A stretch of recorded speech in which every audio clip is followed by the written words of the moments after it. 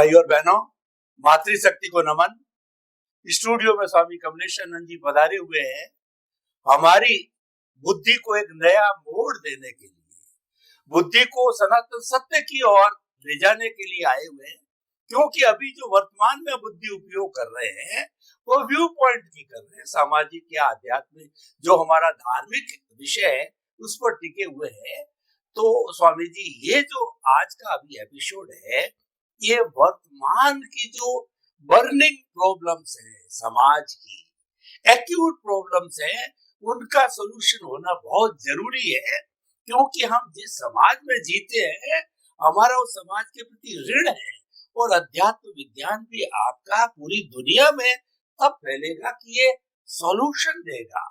Problem का solution देने पर लोग इसको ज्यादा अपनाएंगे। तो ये आज मैं सारे प्रश्न करूंगा इस एपिसोड के अंदर, ये सारी समाज सुधार में अध्यात्म विज्ञान की क्या भूमिका है उसके बारे में करना चाहूंगा। स्वामी जी, आज के युग को देखिए कि कितना बदल गया है। पिछले 40, 50, 30 सालों के अंदर कोई किसी को बर्दाश्त नहीं करता, पति पत्नी को नहीं करता, माता पिता को नहीं किया जाता, बॉस को नहीं किया जाता, भाई को बर्दाश्त नहीं किया जाता। छोटा बच्चा भी इतना इगोस्टिक हो गया है कि वो तो कहता मैं तो सब कुछ जानता हूँ, आपके किसी परामर्श की, कोई शिक्षा की मुझे आवश्यकता ही नहीं। जबकि पुराने युग के अंदर हम सीनियर सिटीजन के माँ बाप के पास जाते थे, उनसे कुछ ज्ञान प्राप्त करें, उनसे कुछ जीवन के नुस्खे प्राप्त करें। वो सारा सिस्टम खत्म हो गया। असहनशीलता बहुत बढ़ गई है। अध्यात्म विज्ञान किस तरीके से व्यक्ति में सहनशीलता पैदा करे ताकि हमारे परिवार नहीं टूटे और समाज में एक सौहार्द का वातावरण पैदा हो, तो कृपया सहनशीलता कैसे बढ़े, अध्यात्म विज्ञान का रोल उस पर बताइए। प्रश्न के लिए धन्यवाद। देखो, कई सदियों से हमको जिस प्रकार के स्कूल कॉलेज में पढ़ाया जाता है और धर्मगुरु के माध्यम से बताया जाता है, वो यही बताया जाता है कि आप वर्तमान अवस्था को चाहे विचार के रूप में है, चाहे वाणी के रूप में है, चाहे वर्तन के रूप में है, इसको बदलने की कोशिश करो। आपके व्यवहार को बदलने की कोशिश करो ताकि आपके जीवन में शांति रहे, समाधान रहे। ये बहुत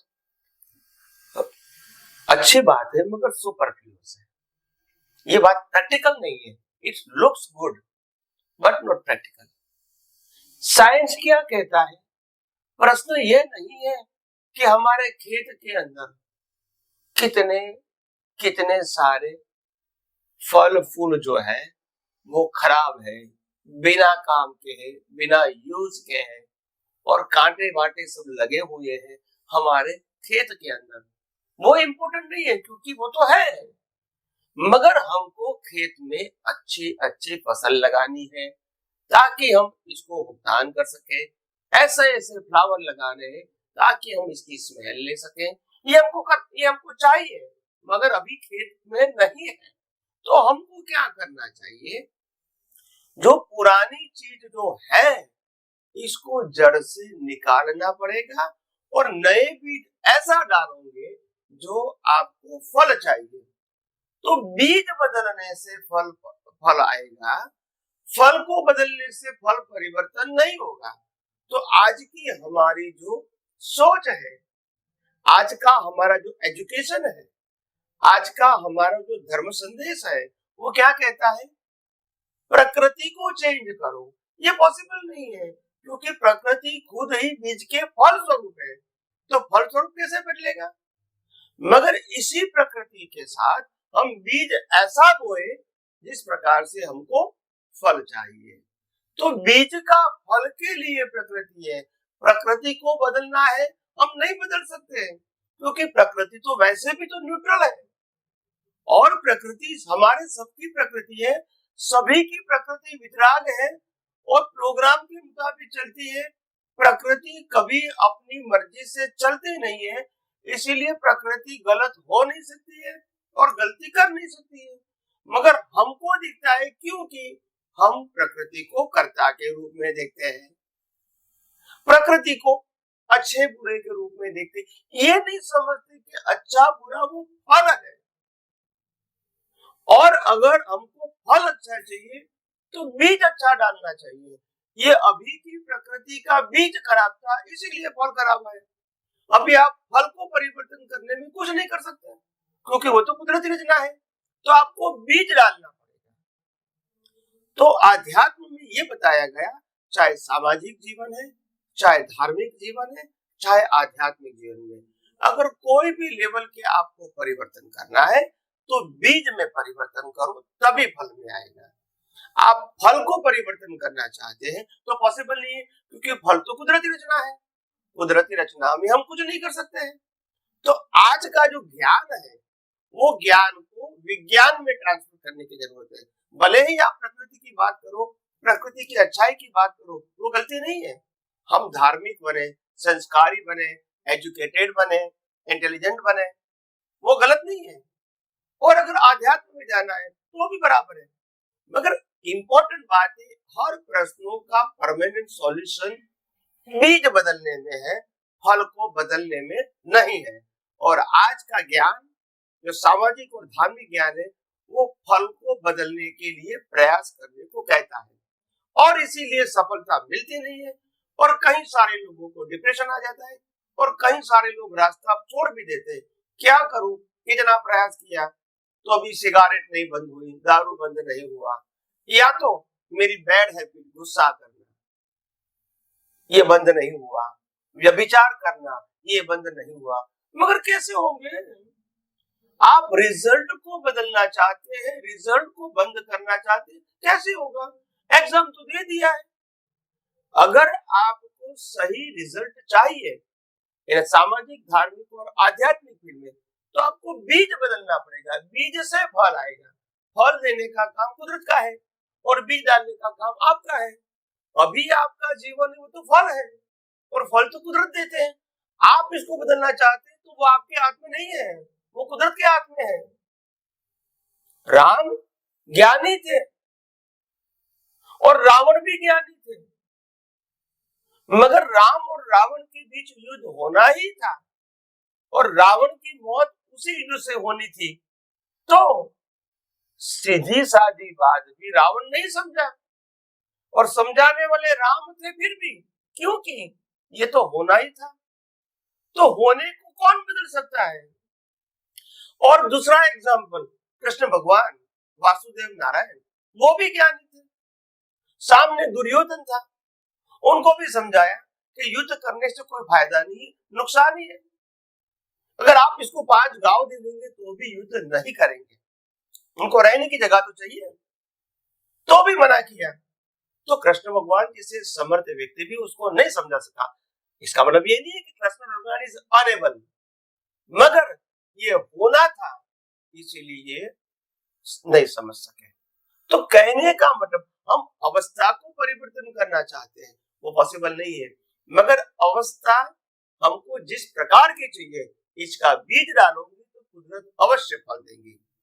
हम फल को बदलना चाहते हैं, यही हमारी रॉन्ग बिलीफ है। तो समाज में भी अच्छा समाज चाहिए तो बीज अच्छे डालो। धर्म भी अच्छा चाहिए, जैसे सत्य, अहिंसा, अचौर्य, अपरिग्रह, ब्रह्मचर्य, ये चाहिए तो बीज डालो तो मिलेगा। और आध्यात्म चाहिए तो आध्यात्म का बीज डालोगे, ये मोक्ष मार्ग के लिए लायक और सहायक संयोग प्राप्त हो। तो जो भी चाहिए इसका बीज सिंसियरली एंड ऑनेस्टली डालोगे तो nature will ready to give you the result. तो इम्पोर्टेंट बात क्या है, हमको जो अभी तक सिखाया गया है कि वर्तमान परिस्थिति को बदलना, ये पॉसिबल नहीं है। और अगर बदलना चाहते हैं और बदल गए भी, तो भी ये मत मानना कि आपके अभी के प्रयास से चेंज हुआ है। वो चेंज होना था इसीलिए चेंज हुआ, और नहीं होना था कितना भी प्रयास करेंगे राम और कृष्ण बनके तो भी नहीं होगा।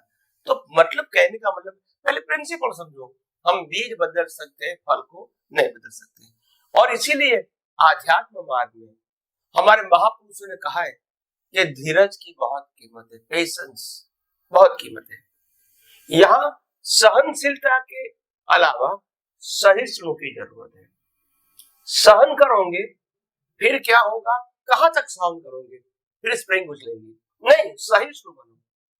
आपको मालूम है कि ये संयोग मेरे को बिल्कुल पसंद नहीं है, मगर आया है तो मेरे बीच का ही तो फल है, मगर फल को तो चेंज नहीं कर सकता हूँ, स्वीकार करना पड़ेगा। मगर मैं बीज तो आज भी बदल सकता हूँ, तो बीज बदलूंगा तो फल आएगा। इसके लिए ये शरीर को या सामने वाले व्यक्ति को जिम्मेदार देखने की कोई जरूरत ही नहीं है। दोनों का शरीर और शरीर का मैनेजमेंट कुदरत करती है, इसलिए दोनों में से कोई भी व्यक्ति अपनी मर्जी से कुछ नहीं कर सकते हैं, मगर शरीर की हाजिरी से हम नए भाव कर सकते हैं, लाइव ईगो के माध्यम से। जिस प्रकार के हमको फल चाहिए, संयोग चाहिए। तो इंपॉर्टेंट बात यहां है, और ये बात कोई करते नहीं है। हालांकि हमारे शास्त्रों में और महापुरुषों ने भाव की बहुत कीमत बताई गई है, मगर आज चाहे आप सामाजिक लाइफ में जाओ, चाहे एजुकेशन लाइफ में जाओ, और चाहे धर्म के मार्ग में जाओ, सभी व्यक्तियों ने क्रिया का इतना बड़ा इंपॉर्टेंट दे दिया, ताकि वो जो भाव की जो वैल्यू थी, पावर था, वो लोग नहीं समझ सके। आज लोग कोई चक्रवर्ती या तीर्थंकर बनते, वो भी भाव के फल से बनते, क्रिया से नहीं बनते हैं। इतना ताकत भाव में है, मगर भाव की वैल्यू बताना ये आध्यात्मिक पुरुषों का कर्तव्य है। तो मैं अपने जीवन में भाव की वैल्यू बताता रहूंगा और कहूंगा पूरा सामाजिक, धार्मिक और आध्यात्मिक जीवन अच्छा हो सकता है अगर आप भाव बदल सकते हैं। तो जो भी आपकी चॉइस है, इसी प्रकार के भाव कर सकते हैं, मगर रिजल्ट को आप परिवर्तन नहीं कर सकते हैं। तो आइए हम सब सही रास्ते पर प्रयास करके सही रिजल्ट प्राप्त करें। यही मेरी आप सबको शुभकामना है। स्वामी जी बहुत बहुत धन्यवाद।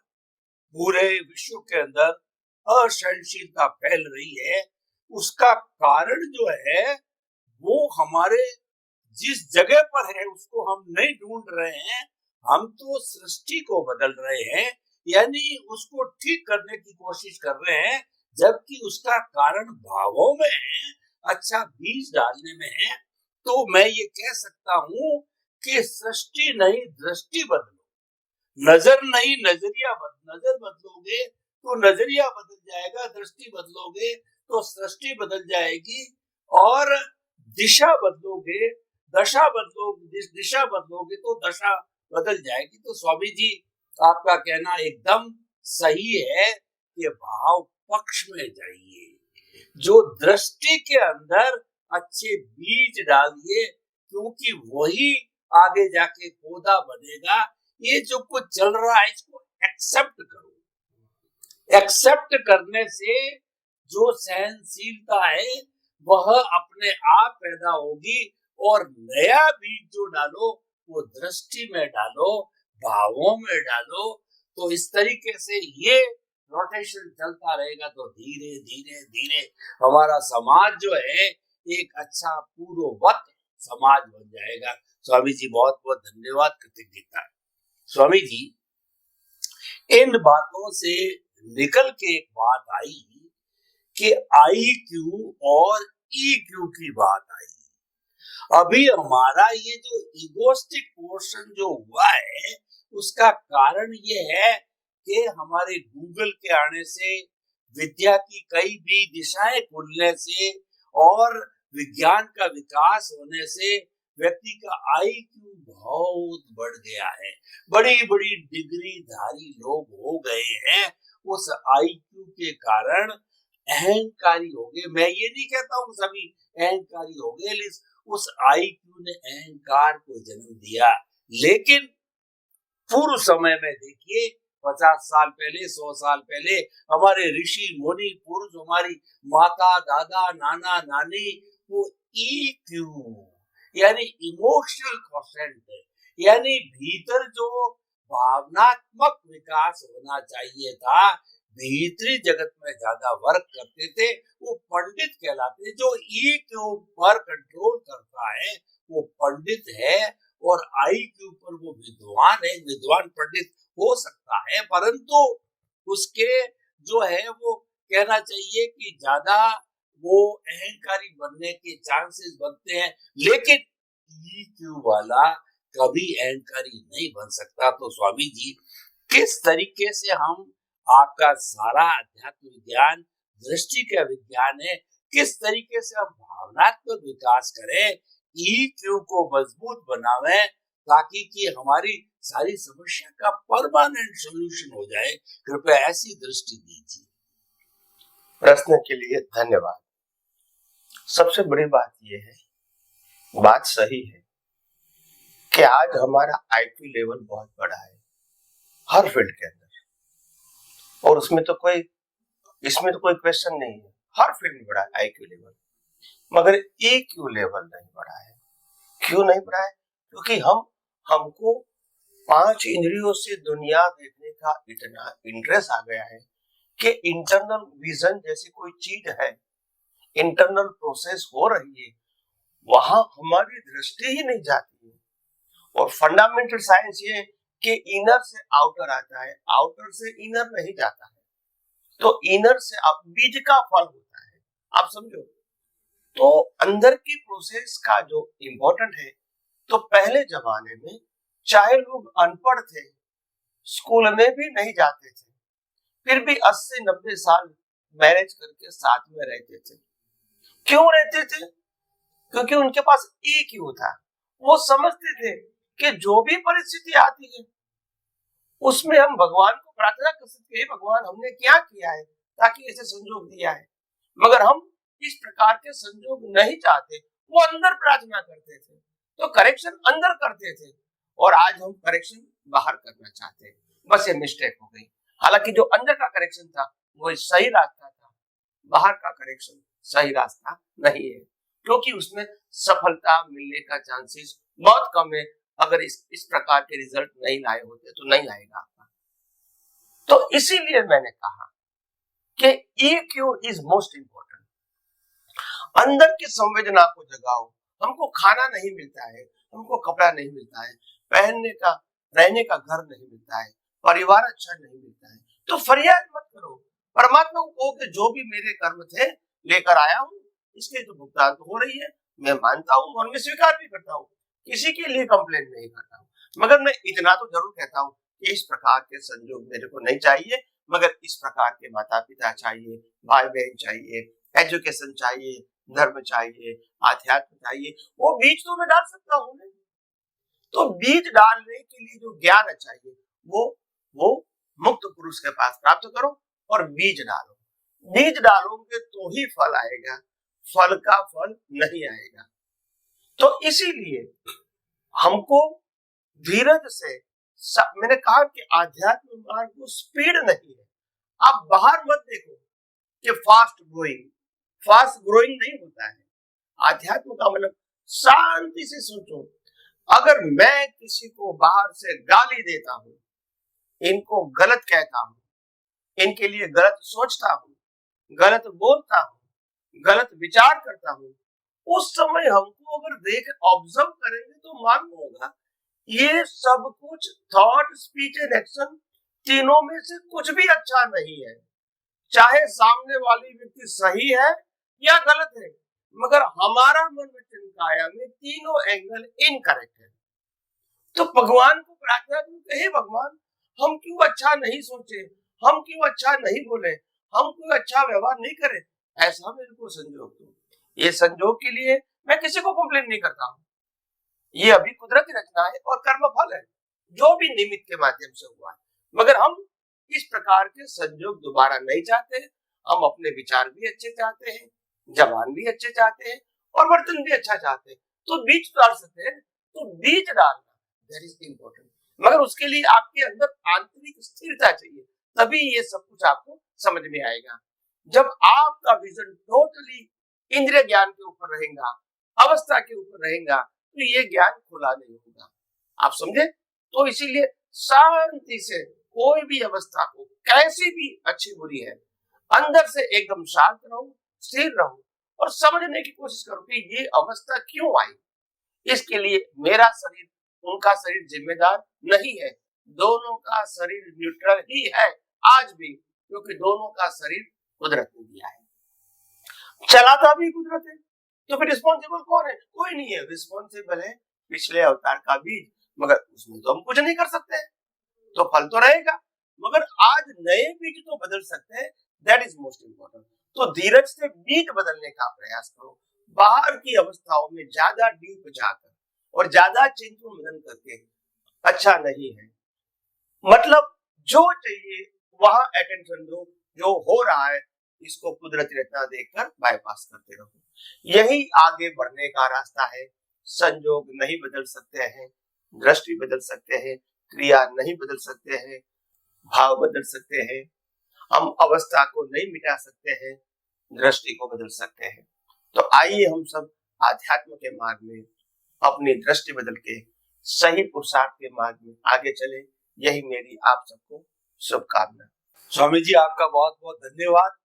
आपने बहुत सुंदर सुझाव दिया कि करेक्शन भीतर करो।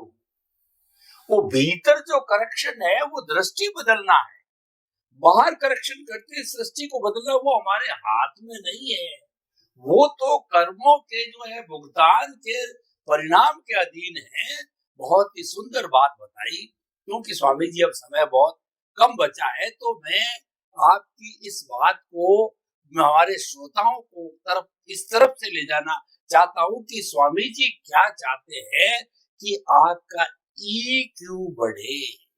IQ बढ़ता है, बुराई नहीं है, आप खूब बढ़ाइए, लेकिन वो मस्ट नहीं है।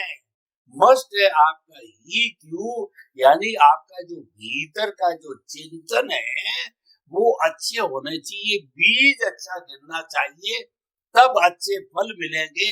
बाहर IQ को बढ़ाते रहेंगे तो वो हमें एक अच्छा साधन, एक अच्छा वातावरण और अच्छा दे सकता है, लेकिन उसके अंदर वो गुण नहीं होंगे जो EQ में। तो आपकी बातों का समाधान ये रहा कि हम ज्यादा से ज्यादा अध्यात्म ज्ञान को प्राप्त करके भीतर की ओर जाते रहे। आपके प्रति बहुत बहुत कृतज्ञता। धन्यवाद। जय सच्चिदानंद। जय सच्चिदानंद।